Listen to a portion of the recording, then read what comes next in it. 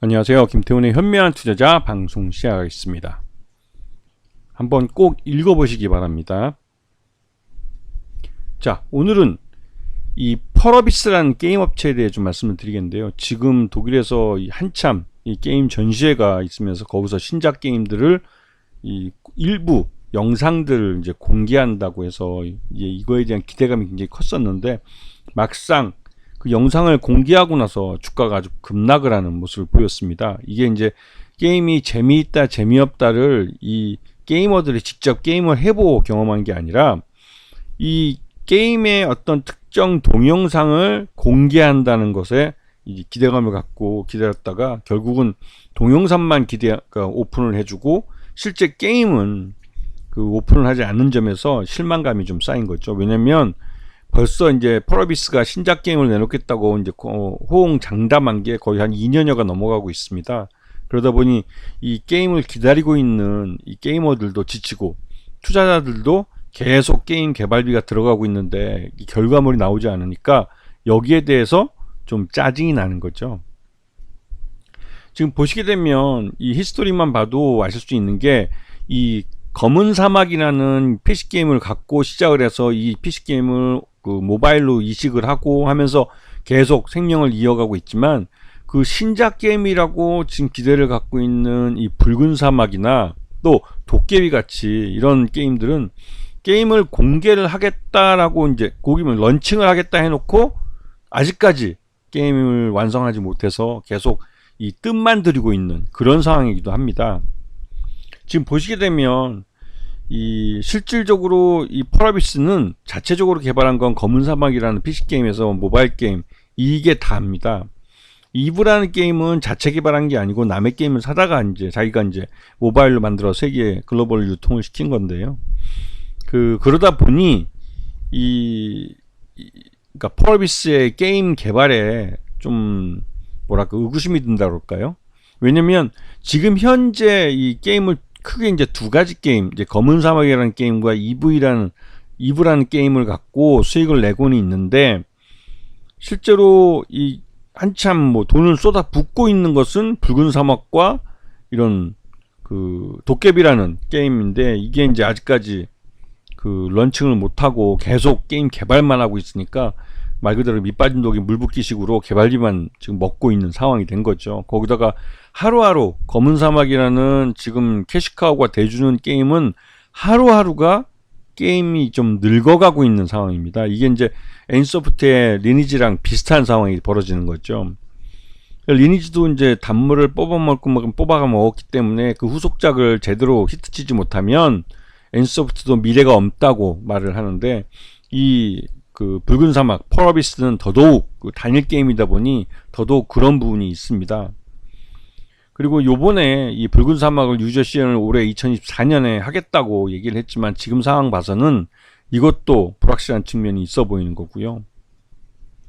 그래서 지금 보시게 되면 상반기 기준으로 봤을 때 검은 사막 IP와 이브 IP를 통해서 1662억 정도 매출을 올리고 있지만, 이걸로는 그 개발비를 다 감당하기는 어려운 측면이 있죠. 그리고 이 회사 펄어비스의 게임들은 주로 미주나 유럽 등에서 인기가 좋습니다. 거기서 이제 매출 규모가 굉장히 크게 발생하고 있고, 또 아시아 시장에서도 굉장히 꽤 괜찮은 성적을 내고 있지만, 전체적으로 국내 시장에서 이제 점점 늙어가는 게 티가 나죠. 그래서 지금 영업 수익은 꾸준히 뭐 비슷하게 나오지만 영업 손실이 계속 나오고 있습니다. 이 영업 손실이 작년보단 줄었다 할지라도 그럼에도 불구하고 전체적으로 이 게임이 늙어가고 있는 걸 숨길 수는 없는 상황이 되고 있는 거죠. 한마디로 이 펄어비스는 하루하루가 늙어가는 게임 회사라는 뜻입니다.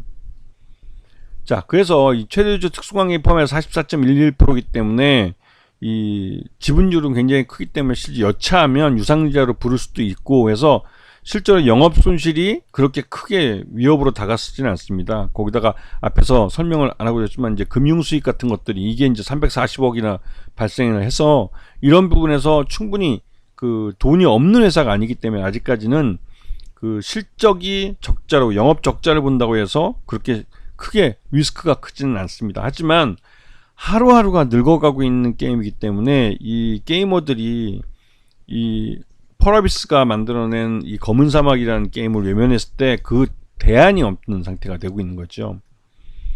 그래서 지금 현재 최대주 특수관계인 다 빼고 소액주주를 보면 42.16%라 유통 가능 주식수가 42.16%라는 의미이기도 하죠. 자, 요번에 게임스컴 2024라는 유럽에 있는 독일에서 이제 게임 전시회가 있는데, 여기서 이제 붉은 사막의 이 하얀 뿔을 보스라는 이 게임 속 캐릭터를 그러니까 보스의 전투 영상을 공개를 했습니다. 이거는 요번에 공개를 할 거라고 얘기를 해놓고 갔기 때문에 이 그 붉은 사막에 대한 이런 시연이랄까요, 이런 것들에 대한 기대감이 있어서 이런 뉴스가 나오기 전에 이런 기대감을 먼저 선취매했던 그런 투자자들이 있습니다. 그리고 드디어 소문이 뉴스가 되면 바로 차익실현 매물을 던져버린 것이죠. 그래서 오늘 아침에 개장 초와 함께 주가가 아주 급락하기도 했는데요. 이 펄어비스는 그나마 이 붉은 사막과 도깨비라는 게임이 기대감을 갖게 하기 때문에 쉽게 주가가 무너지지 않는 겁니다. 지난해, 그러니까 올 상반기에 1분기 때 주가가 26,600원까지 급락을 했던 건 말 그대로 이제 그 신작 게임에 대한 이 불안감, 그리고 또 NC소프트의 주가가 무너지면서 게임 업계 전반에 대한 주가 재평가가 이루어지면서 후속작, 이 지금 현재 돈을 벌고 있는 캐시카우 게임들을 뒤를 이어줄 그 게임이 없는 업체들 같은 경우는 주가가 굉장히 많이 하락을 했죠. 이건 이제 어쩔 수 없는 겁니다. 왜냐면 기존에 돈을 벌어주는 게임이 하루하루 늙어가고 있기 때문에 그에 대한 대비책을 내놔야 되는데, NC소프트도 뭐 주가 고점 대비해서는 거의 5분의 1 토막 났고, 펄어비스도 그러한 길을 걸어갈 가능성이 크죠. 하지만 지금 당장 이 펄어비스는 이 붉은 사막과 도깨비를 올해 요 연말이나 아니면 내년 초 정도에 공개할 것이라는 기대감을 갖고 있기 때문에 주가가 무너지진 않고 계속 좀 하락을 했다가 다시 반등을 했다 하락을 했다 하는 이런 그 갈짓자 형태의 흐름을 보이고 있는 겁니다. 왜냐면 이 NC소프트는 신작 게임을 내놓고 시장에서 평가를 받아서 그 게임이 재미없다 판정을 받으면서 거기에 들어간 투자금들이 대부분 다 매몰 비용이 돼버렸어요. 하지만 펄어비스는 아직까지 붉은 사막과 도깨비를 공개하지 않고 있습니다. 일부 그 게임 장면들만 공개를 하면서 이 게임들이 런칭을 해서 게이머들에게 이 게임성이나 재미, 또 이런 그 가치 측면에서 이 평가를 받지 않은 상태이기 때문에 여전히 기대감이 남아있는 상태이기도 하죠. 하지만 이러한 기대감도 시간이 지날수록 이제 점점 실망감이 드는 거고, 게이머들뿐만 아니라 투자가들도 지치게 되는 것이죠. 이렇게 돼서 펄어비스는 조만간에 게임을 내놓지 못하면 이러한 기대감도 이제 그 기억 속에서 사라질 가능성이 큽니다. 그렇게 되면 투자가들은 본격적으로 실망을 해서 이 펄어비스를 외면할 가능성이 크죠. 그렇기 때문에 그 타이밍을 잘 맞춰서 진짜로 이 잘 만든 붉은 사막이라는 게임과 도깨비라는 게임을 시장에 런칭을 해줘야 되는 겁니다.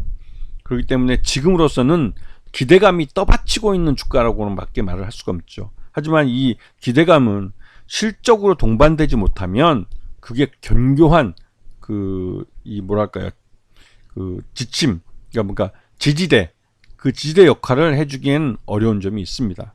이 부분은 분명히 기억하셔야 됩니다. 아시겠죠? 자, 오늘 방송 여기서 마치겠습니다. 감사합니다.